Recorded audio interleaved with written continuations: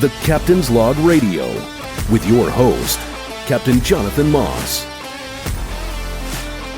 Hey, welcome back to the Captain's Log Radio. I'm Captain Jonathan Moss. This is the second week of November, so I'm not sure when you're going to be listening, but happy birthday to Marines and happy Veterans Day to all of you veterans out there. I've got a lot of veterans in my family, a lot of clients who are veterans, and I just thank you. Thank you so much for your service to this country. We cannot continue to have the freedoms we have without the men and women in our armed forces just continuing to provide freedom, and as well as our military, not just our military, but our police and fire. You guys and first responders, all you guys and gals are amazing. So thank you so much to all of y'all who are just sacrificing so much, and to your families. Families do so much to sacrifice for our country. I got a great client who's he just retired out of the military. I think 20 something years in the military, in several tours in Afghanistan and Iraq, and his family had to be home without him, and that's a huge sacrifice. So thank you. So this week on the show, the Captain's Log Radio, I have Captain Chris Raimondo with me. This dude is a stud, bro. Let me tell you, he catches good fish all the time, and he's good at catching good fish. And I had the privilege of fishing with him down, where were we, in Melbourne area for Snook? Where were we, dude? Vero Beach, man. Vero Beach. Vero, just a little that's bit south right. of Melbourne. Yes.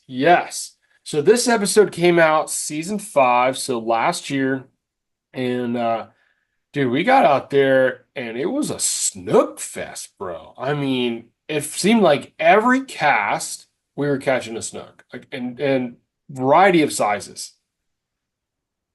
That's right, man. Yeah, summer months, it's hot down here. You know, you catch them variety of different places, bridges, you got good structure on the pilings, concrete pillars, mangrove lines. We hit them good there. And then we finished off on the docks, and that's where we found our bigger ones at. As you know, got in the water for them a little bit, had to get a little wet, but got them out of there. We'll get into that in a second, but I love fishing mangroves. I think when I first started fly fishing in the salt, throwing and working mangroves, throwing a fly and working the mangroves really helped with casting. It really helped with accuracy. It helped with distance. And then when you're catching these fish coming out of the mangroves, you really got to put some heat on these fish. When they're of size, when they're big fish, they're going to want to take you, and not just want to, they're going to take you right back into that crevice that they just came out of. And these mangrove roots are covered in barnacles. And if you're not bumped up with the right leader size, you're going to break off really fast. If you're not set up with the right reel, the right rod, the right drag, you're going to lose pretty stinking quick. Oh, yeah. And honestly, I mean, not only that, but we're using some smaller tackle when we fished our episode for them. You're throwing a 7.76 rod, medium, light medium, and 3,000 size reel. So it'll make it a challenge for you. It's a good time. Yeah, got to put some heat on them. And I don't know. I love that. I love the idea of going in there and kind of being undergunned a little bit, because it really tests you. Really tests your ability to fish and your ability to fight these fish, and then. Then you win the battle and you're like, heck yeah, bro, that was sick. That's what makes it worth it, man. That's what makes it worth it. Well, one technique that if you are going to fish mangroves, it's crucial that A, you can skip a bait or slide a bait, and not just do that, but B, do it with accuracy. What we're doing is it was great is we didn't have to pull. We're using the trolling motor. We're working down. We're in a pocket. We're protected from the wind, and we're just going literally hole after hole after hole, sliding DOA shrimp. We used shrimp the whole time, if I'm not mistaken. Oh, I don't think we ever changed, man. We used 3 and 4 inch DOA shrimp. That's all we needed. And I like to, with those baits come rigged with a J hook, and you can use them straight out of the package, just like that. But one thing I like to do, and I don't have a shrimp on me. I probably should have had brought a shrimp with me, but I have a DOA cow. They're swim bait, but it's the owner twist lock hook. If you can see that on there, if you're watching. The owner twist lock hook, I use a 3/0, and you can actually remove that J hook out of a DOA shrimp and rig it with that owner twist lock hook, and it makes it weedless. And the beautiful thing about that is if you're fishing structured like mangroves, that lure can slide right in there. And if it does skip up or it does do something you don't want it to do, that can be real forgiving, having that hook lay flat against your plastic.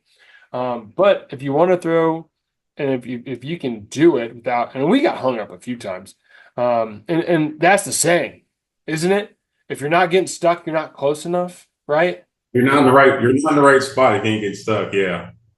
So having But that J hook, same thing you said, man. I mean, I grew up, being close to Mosquito Lagoon up north, growing up in New Smyrna, me and my dad, we used to rig those DOAs the same way you're talking about, make them weedless back when the grass was real thick. yeah, It's a perfect combo with those DOA shrimp. You can do a number of things with them. yeah. You can rig them just the way they are. You can rig them weedless without. I like to bite the tail, like a couple segments off of the tail, and then rig it backwards and weedless. I love doing that.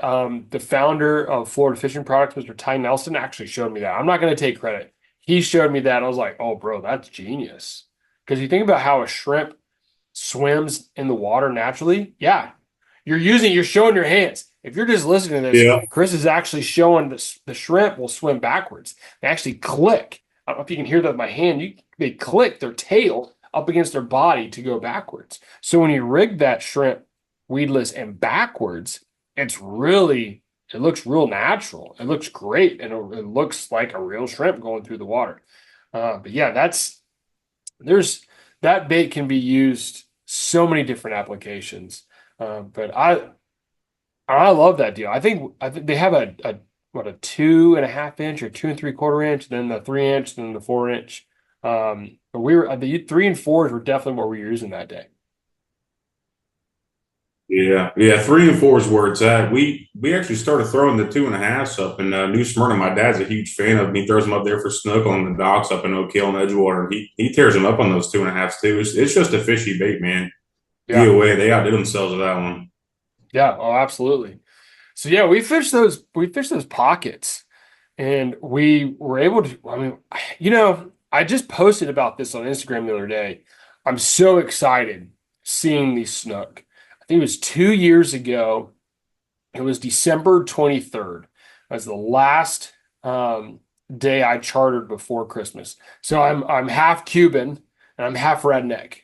And so on my Cuban side of the family, we roast a whole pig on Christmas Eve. It's something we've done long before I was born, and every year I've been alive. If we're not having pork, it ain't Christmas. That's just how it goes.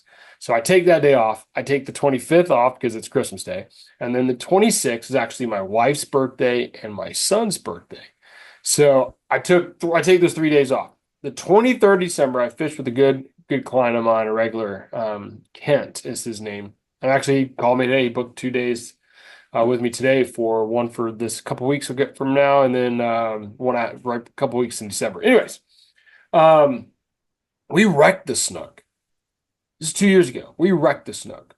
The next day, Christmas Eve, it was 28 degrees outside at 8 a.m. Christmas Day, 28 degrees again at 8 a.m. 26, I don't remember. It was a little warmer. 27th, my first day back out, I went straight to where I caught those snook on the 23rd. They were dead. There was dead snook everywhere. And this was specifically in Mosquito Lagoon.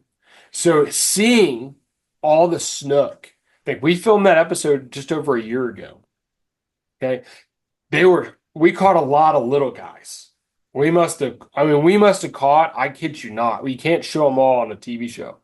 But we must have caught conservatively 60, 70 snook, maybe more. Yeah. I mean, it was every cast. It was every cast for a long time. We'd get to one little cove, a little spot, and we'd just keep sitting. You'd catch Wear one, them I'd out. catch one. We'd double it up. Then you'd stop getting bites. It's like, oh yeah, we caught all of them, right? Right. That's when it's So time to move on. that's when it's time to move over a little bit further. But the point is, it's so good to be seeing these snook in East Central Florida thriving. Even catching the little ones is like, okay, if there's little ones around and they're 12 inches long, they're less than a year old, that means there's some big ones around.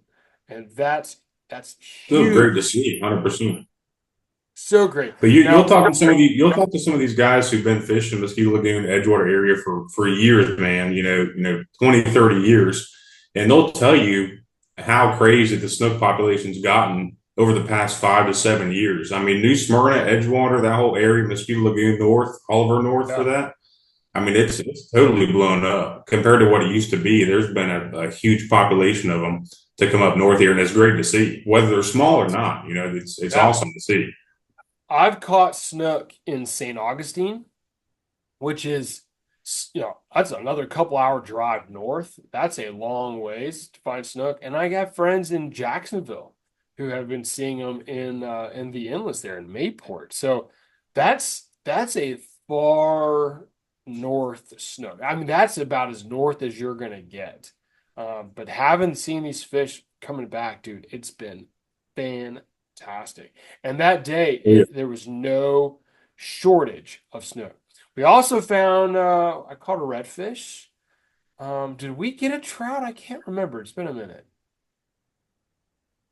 I I don't don't think we think got. so, man. I don't think we got a trout because there's not quite many of them down here left. I mean, some of the biggest trout, state record trout, would come out of Fort Pierce and Sebastian here. We're right in the center between them, But every time I catch a trout here in Vera now, it's pretty special. You don't see many of them. Yeah, even further south So I in don't think we quite had the slam, but even further south down in Stewart, that area was known for having some really big bruiser trout. But with the loss of seagrass that they've had there over the last couple of years, it's been a decline, a big decline. But listen, hey, we are coming up on our first break. I'm so excited to have Captain Chris Raimondo with us today here on the Captain's Log Radio. I'm Captain Jonathan Moss. We'll be right back.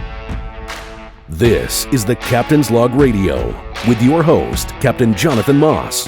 We'll be right back.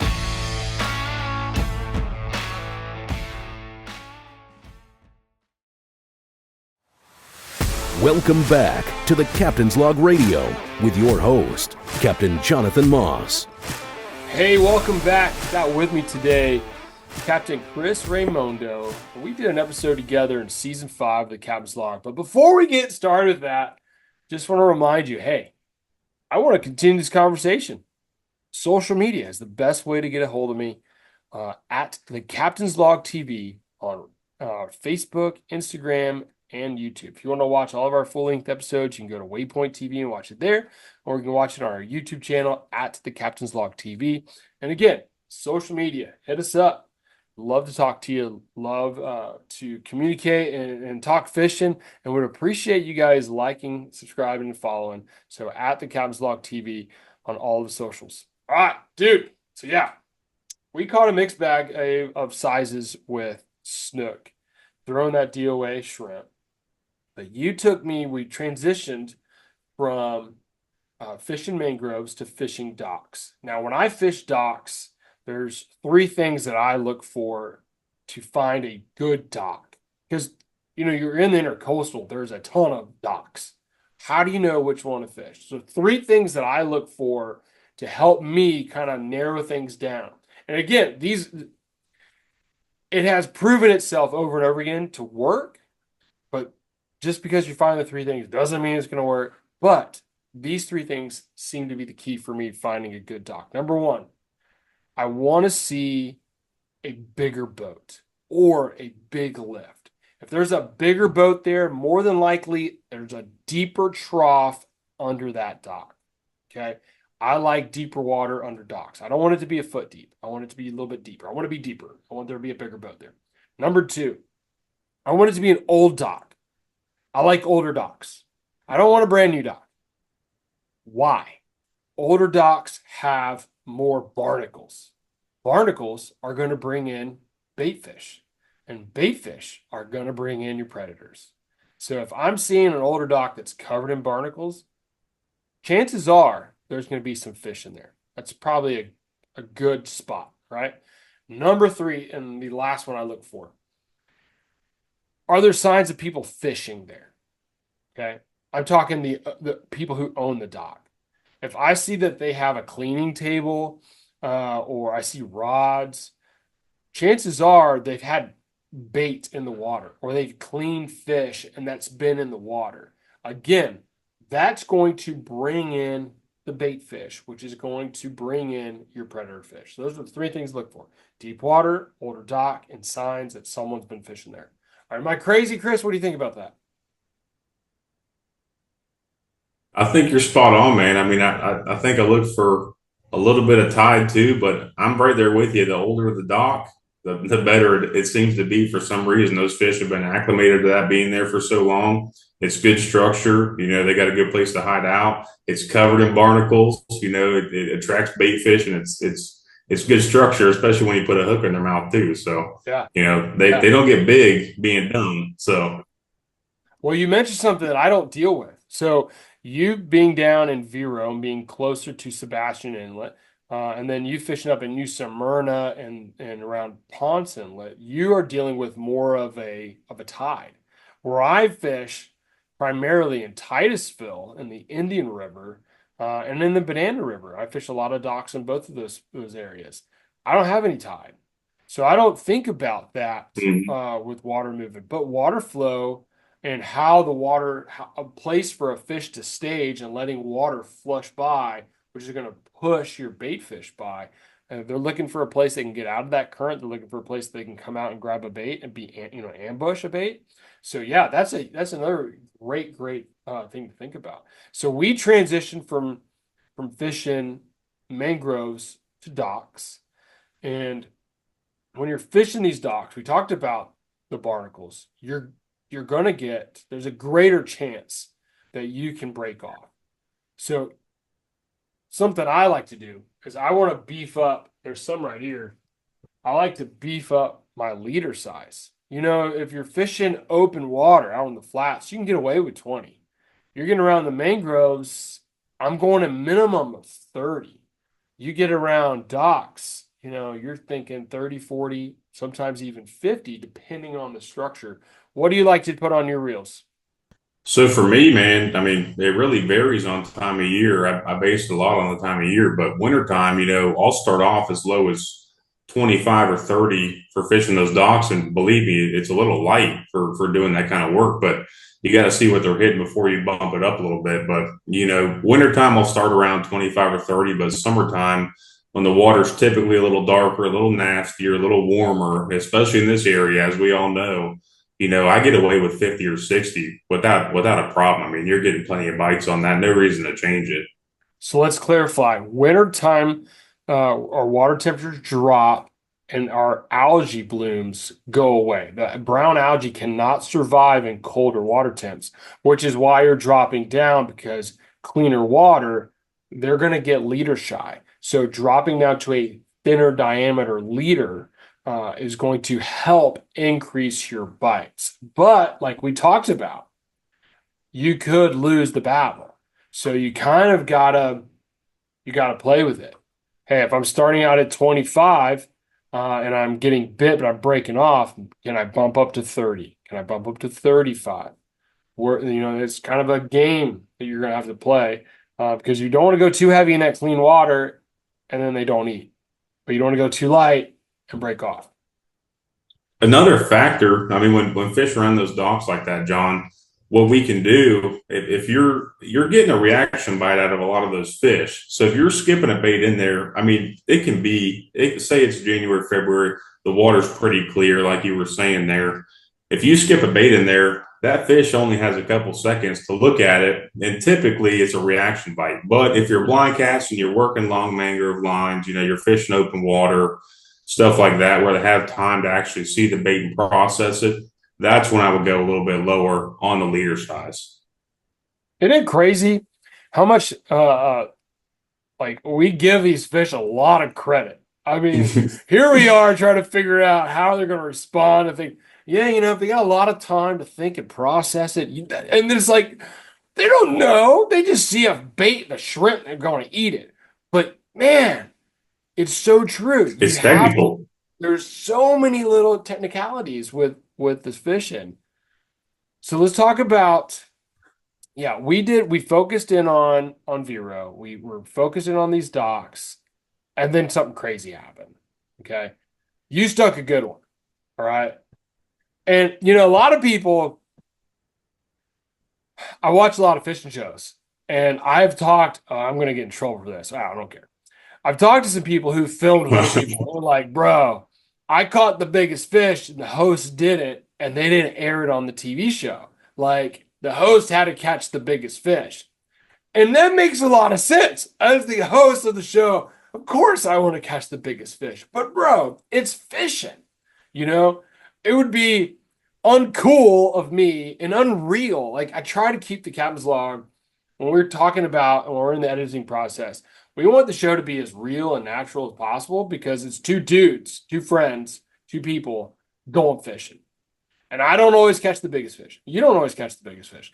On this particular day, dang it, man, you got the biggest fish. It took you for a ride. Somebody had to do it. Somebody had to do it, and you stepped up to the plate. Good for you. I'll get you next time. But this fish. I'll tell you what, though, John. A fish that size, in tight combat like that, tight quarters, like we said, a relatively small rod and reel. It's a team effort. Whatever way you look at it, I wasn't landing that fish without you on the boat, too. I think we all know that. Even the camera boat will tell you that, too. Well, you did something that all of us will do, guides will do for their clients. The client doesn't get, sometimes they don't understand. Nobody on that boat wants you to catch a fish and a good fish more than the guide that you hired. Okay, I assure you that. And I have jumped in the water several times trying to unravel baits, unravel lines, put the rod in the water and around docks and this, that, and the other till we can get these fish. Or jumping in and going into the mangroves and trying to find the fish and grab a hold of the fish because it's going to break you off and it's done tied a knot into the bushes. And that's what you did, man. You went in after it. And didn't you get hit in the leg? Did we see a shark? And then you got hit in the leg with something and it freaked us all out. I don't know if it was a baby shark, because I see a lot of bull sharks in that area. We caught that snook, or if it was another big snook that was laid up. But when I got in the water and I weaved through that dock and I came out on the south side of it, something big had thrown a wake right beside my leg there. It freaked me out a little bit. But when you got a 38-inch snook on the other end of the line, you'll get past it. You got to do what you got to do, man. And that's what you did, bro. You jumped in that water. That's right. You unravel that line. And that's what these fish do. These fish are smart. You said it earlier. There's a reason why these fish are big. And it's because they are able to survive getting caught. They're able to avoid getting caught.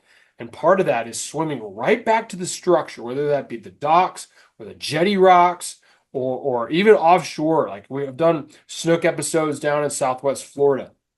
Fort Myers, Bonita Springs, we're in nearshore wrecks. And they're going to swim right back into that wreck and break you off. And so if you can open that bail, get rid of the tension in your line, that freaks people out because you want to keep tension the whole time. But think about that line is going across sharp barnacles.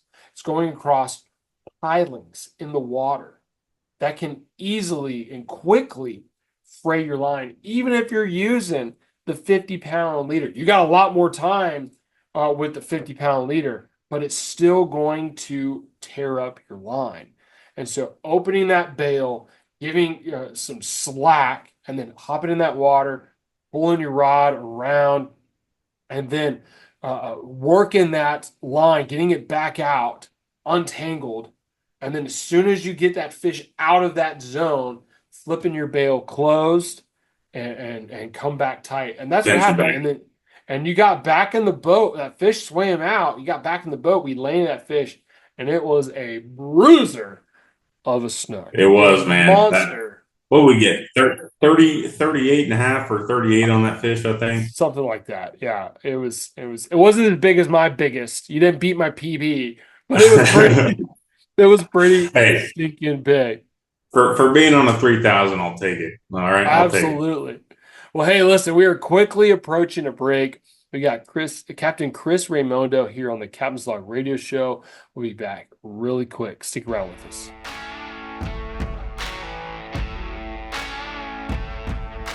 This is the Captain's Log Radio with your host, Captain Jonathan Moss. We'll be right back.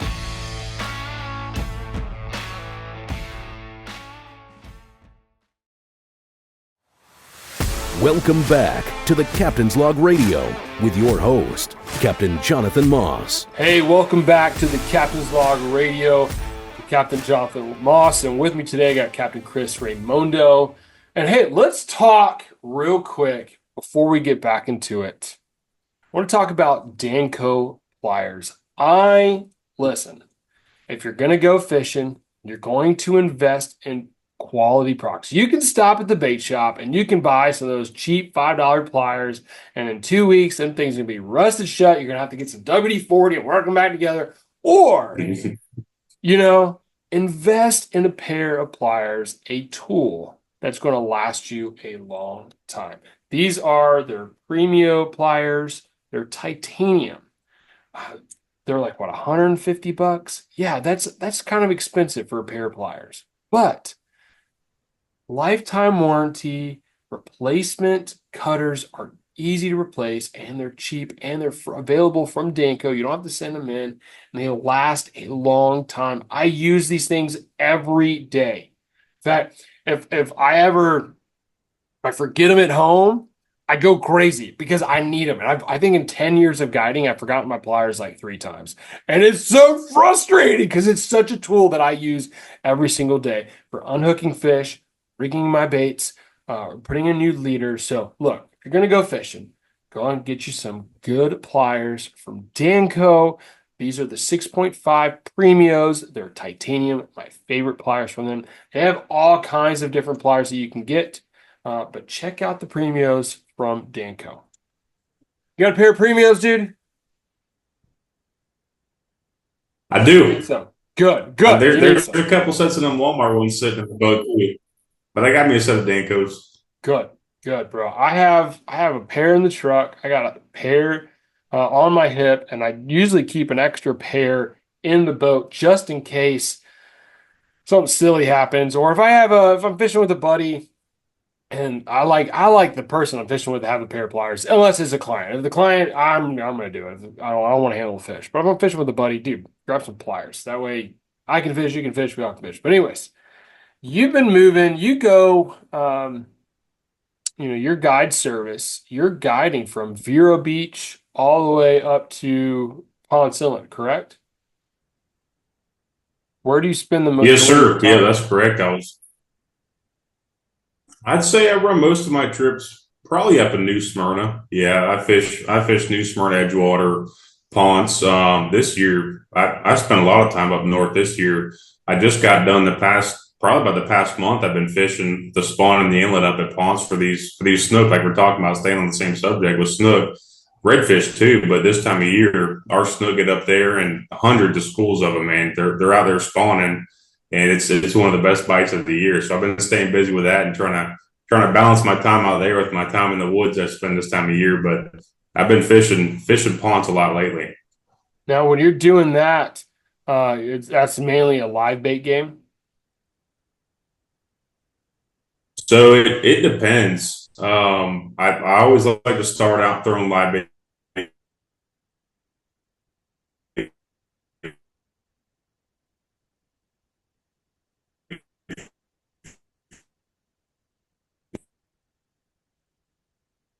Hold on. Hold on a second. You're in and out. croakers if they're around, but mainly pinfish. If I got the right people on the boat too. Hey, can you hear me? You got me? Yeah, man, Yeah. this internet thing this is crazy. I've never had this problem before. All right, so we'll have to I start don't think it's me. this over again. We'll All pick right. back up. We got 8 minutes and 30 seconds, so we're gonna pick back up. Let me re-ask you the question. Ready? You're frozen.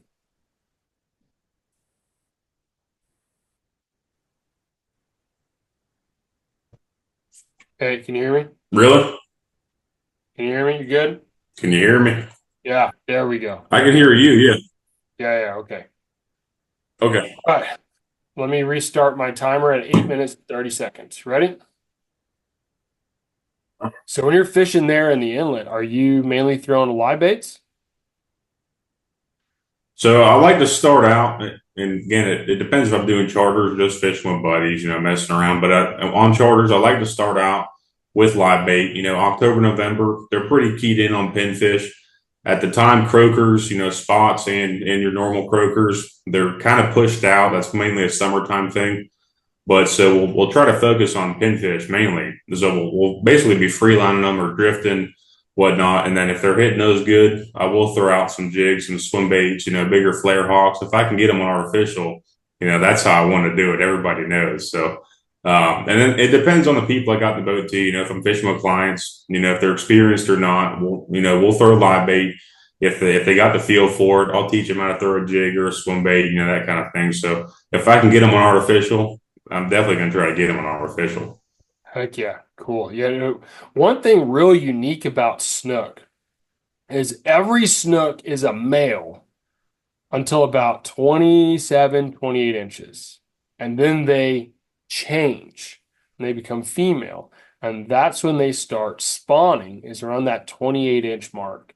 Which is also very strange to me that FWC, the size limit for snook in the state of Florida, or at least on the East Central Coast, is a 28 to 32-inch slot size, which is right in that zone when they start swapping over to female and start spawning. So you would think they'd ever have them, they'd want you to catch them smaller than that. I don't know. But that's the zone that you can keep them, and that's the zone when they start spawning. Do you ever keep any fish with your clients? Yeah, I mean it's really up to them. Like I was saying, I I've had my fair share of them. They don't give you much of a slot to play with 28 to Yeah. 32. They give you a 4 inch slot to play with there. So I've had my fair share of them. If the clients are looking for something to eat, I'll definitely take one home if they're in season. Obviously and clean them up for them. And I hear great things about them. I've had plenty of them. Clients eat them. They're great eating fish. Have you ever eaten But one? like yeah, oh yeah. Yeah. They're great eating fish. I've Real white I've flaky only meat. killed I've only killed one slot snook. I did a couple years ago, and Yeah.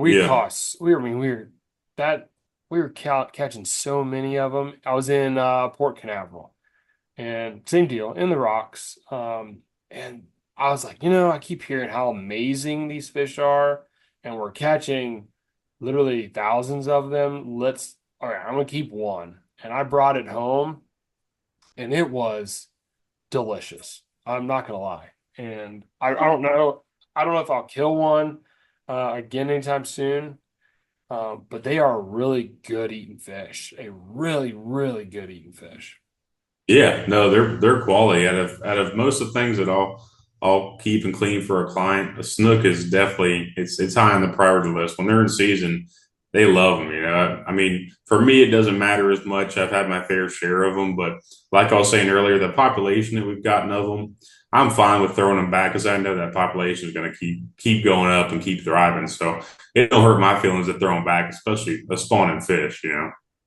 Now, for me, if I'm inshore, if I'm in the Indian River, if I'm in Titusville, we're not keeping those fish. I'm throwing those fish back.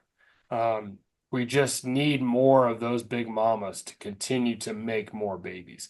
But in the inlets, in Ponce Inlet, Sebastian Inlet, and Port Canaveral, down in Stewart and the Fort Pierce Inlet. Those areas are so stinking full of snook right now, that taking a few is not going to be a big deal. I'm also, when they're spawning, I don't want to keep one when I know they're spawning, because those fish are going to be making more babies, and so we really want to take care of those guys. But yeah, snooker, an awesome fish. We just got done filming. It's actually an episode coming out really soon. We were in Bonita Springs, and one of my camera guys, Sam is a fish. The dude he spends more time in the water than he does in the boat. And he swam down to the bottom. He free dove. We were in like 30, 35 feet of water. And he went down to the bottom to get some footage. And he's like, there's probably 1,000 snook underneath the boat. I was like, what? I'm like, no way. He's like, there are at least 1,000 snook. And they're all 28 inches and bigger. They're huge. And they are not afraid of me. I was like, yeah. He's like, I got some really sick footage. But he's like, there's a lot of snook there. I love hearing that, man. That's so awesome. So we got to continue to protect and manage. But at the same time, when the estuary is abundant, and people think I'm anti keeping fish, anti-eat, I love eating fish. But I want to get to a point where, like these snook are in these inlets, an estuary of abundance. And then it doesn't matter. Like, yeah, we're obeying the law, we're keeping our slot size, or we're keeping our limit.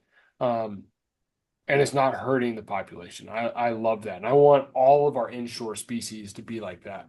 And our redfish, our trout. One thing you can't do, if you're going to keep a snook, please look up saltwater quail. You know what I'm talking about? Have you heard of this? Saltwater quail?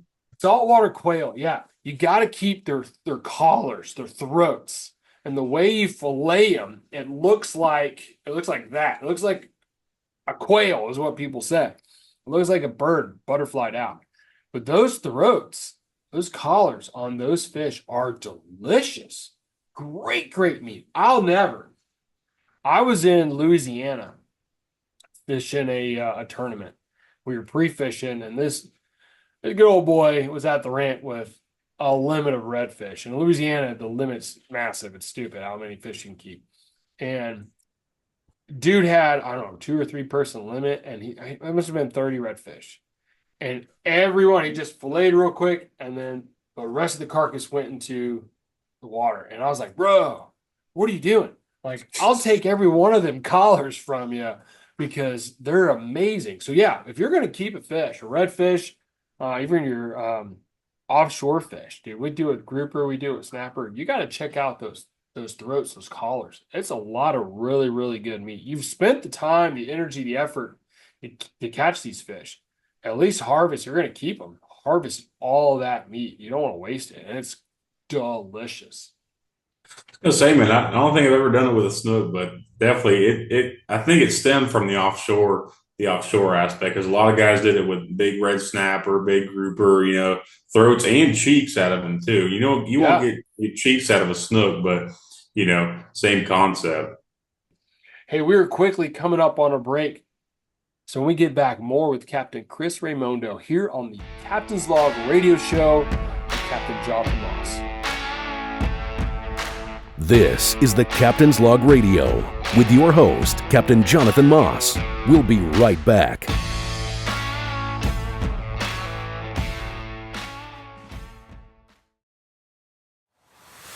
Welcome back to the Captain's Log Radio with your host, Captain Jonathan Moss. Hey, welcome back, Captain Jonathan Moss. This is the Captain's Log Radio Show. Our last segment of the show, we got Captain Chris Raimondo with us today. I met Chris via social media. He reached out to me, I feel like years ago, and he was running TFO rods. He was running Florida Fishing Product reels. We're both wearing our hats. I gotta get you a new hat, bro. You got the old logo. I know, yeah. But he put a good word in. I love what you're doing with the Captain's Log. I see you've been guiding for a long time. I'd love to go fishing with you. Let's connect. And I don't know if I responded right away, But we eventually did connect. I was like, bro, you're crushing it, man.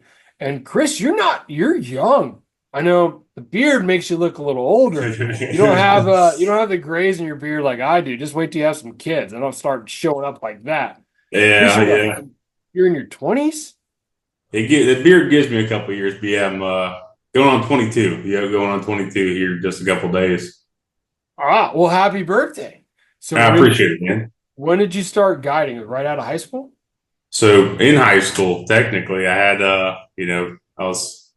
was missing a little bit of class. I was chasing a dollar sign around. But my senior year, junior and senior year of high school, we had the whole COVID thing happen. So everything was at a shutdown. School was online. So 18, 19-year-old kid, what do you think I'm doing? I'm putting the boat in the water. I'm going fishing, basically. So I went to sea school right when I was 18, or started the class, I think a couple of days after I turned 18. Went through the class, did everything, and then I was on my way right after that. Once I got my credential in my hand, I was out there running and gunning. Awesome. Awesome. I love that, man. Did you got to be coming up on a renewal then? Getting there, yeah, 2025. I think 2025, November of 2025. I gotta get Okay. renewed. So My only piece of advice with your renewal, don't wait. Just do it. Because I just did mine and it took like 4 months for me to get. I started it in July and I just got it back like the other day. Like it's ridiculous how long it's. That's the federal government for you. But yeah. so don't wait on that, man. No, I love that, dude. So you've been guiding full time, 4 years. You're running a little skiff. Do you have a bay boat as well? Nope, just the skiff. I tell you, I keep looking around. I'm wanting to get in a little 22 to 24 eventually, and I'm looking at it. But for right now, it's the Panga's been doing the trick. Do two or three people plus me, and I I've caught tail and redfish out of that boat, and we've got Kobe off the beach in that boat. So it kind of does the best of both worlds. It's a good little skiff. Nice little 60 tiller, open layout. It's a good little boat, man. Oh, I love that. And so your guide service will take you inshore, in the inlets, not really near shore. You might run the beach for some cobia, Mhm. 2, 3 people max on your skiff. About that, yeah. And then summertime, we'll take our days. Inlet the summertime in the inlet, it's basically flat. You can pick your days out there. You can go run the coastline. You can hit the local sites. You can do whatever you want. Um, Fall, winter time, it gets a little. You kind of got to watch it. Pick your days. If I'm going to be drifting the inlet with clients in the boat, I'll pick my days. Make sure it's the right for setting up a good drift or fishing the inlet and whatnot. But mainly, for tarpon fishing and cobia around that time of year, it's calm. You can get out the beach. You can run. I'll run all the way down to Canaveral, run back, up to Port Orange, Dunlawton area, looking for cobia and tarpon. So it's a good little boat, man. Nice little V hull, but it comes to a flat back, so it drafts shallow, but it still eats up a little chop. So gets you the best of both worlds. Awesome. Yeah, I feel like we're entering in our second week of November. I feel like the wind started blowing October 1st and it has not stopped. We were at the beach over the weekend with the family. Spent a couple hours and man, we pulled up. The river was white capping. I was like, it's gonna be ripping on the beach. We got to the beach. I mean, it was bad. And I've got some friends that they only do offshore charters and they haven't been able to run trips because it's been so windy and so rough this time of year. What is your forecast as we enter into this later portion of fall and going into winter? What do the next couple of months look like for you fishing here on the east central coast of Florida?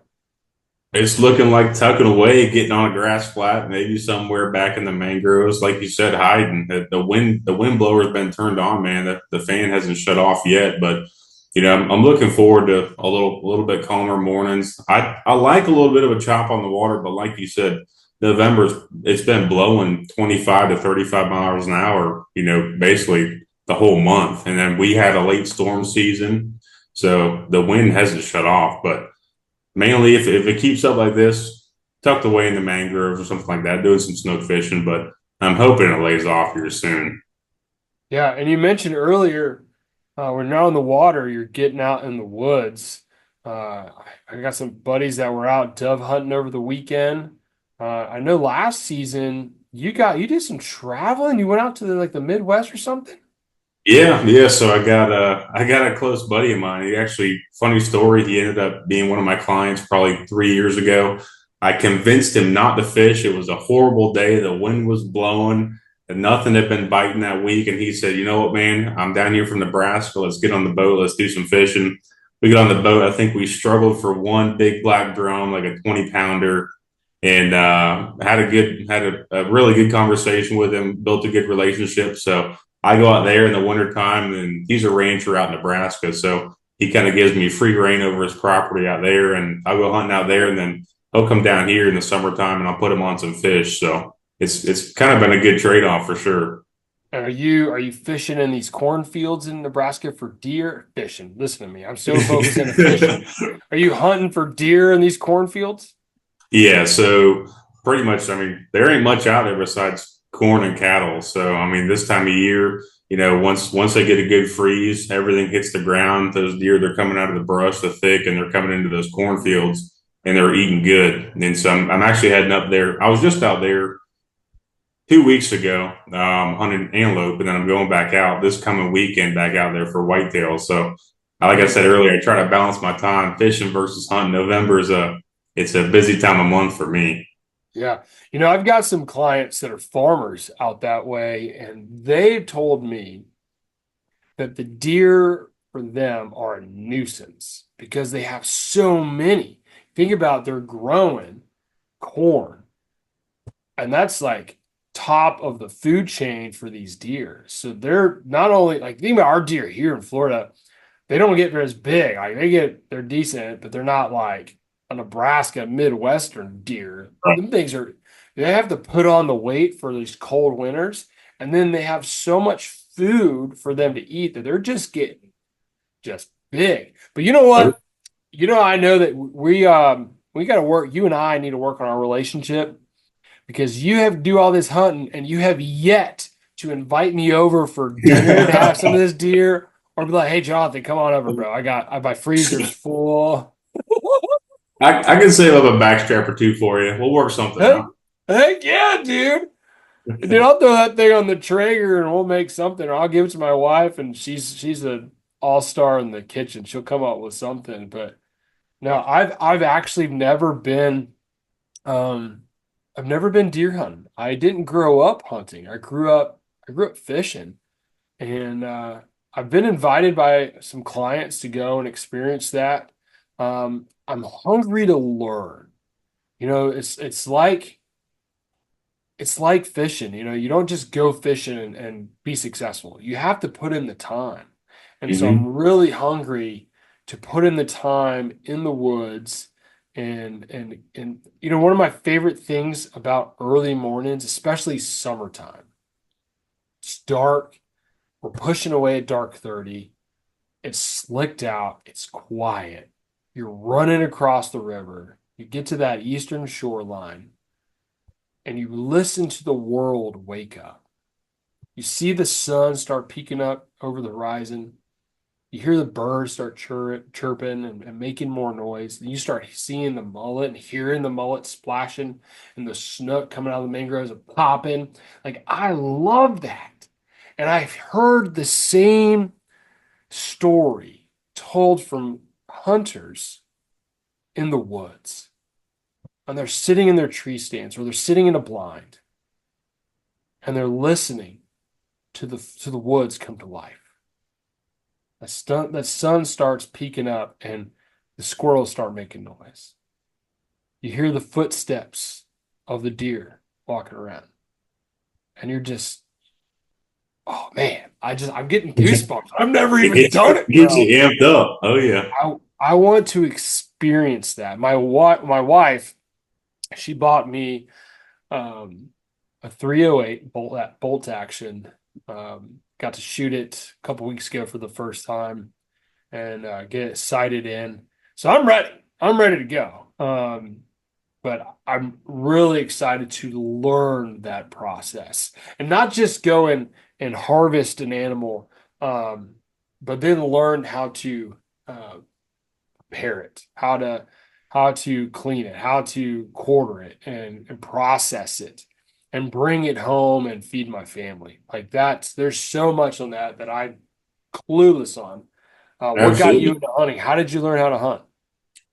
Honestly, same thing, man. My dad, when I was younger, he got me into it, and he dragged me into the woods with him, and we'd hunt there, and Oak Hill, Edgewater, Florida, on some public property there, and then we go out to Osteen, Sanford area, and do the same thing out there, and you kind of fall in love with it, and you don't get to do it year round. Well, depending on what you're hunting for, it's not a year round thing. You can jump in the boat and go fishing year round, but hunting, it's a lot different. You got to play the seasons, what you can harvest, what you can't harvest, that kind of thing. So, but he got me into it mainly, and ever since I built this relationship with this guy from Nebraska, I hadn't been hunting much, in high school and early college years. But the past couple of years, I've really been getting back into it. And it's definitely been a joy for me to get away from leave the fishing back in Florida, go out and learn a new trade kind of thing. It's been a good time. Yeah. No, and that's probably part of what's slowing me down is I'm so busy with everything else between the show, the radio show, my family, guiding full time, that taking on a new hobby is like, dude, I barely have time to go to the gym. I don't have time to. I haven't been to the gym in a while, and I need to. But thinking about taking on a new hobby is daunting. But man, like I said, I'm excited and hungry for that. Captain Chris Raimondo, thanks so much, man, for being on the show. If people want to find you, how can they find you? Instagram, Facebook, even Captain's Log YouTube channel. I think I'm on there somewhere, huh? Absolutely. Hey, I appreciate you having me, buddy. Yeah, brother. We'll have you on again, and we're going to go fishing again soon. So thanks for listening to the Captain's Log Radio. I'm Captain Jonathan Moss. We'll see you next time.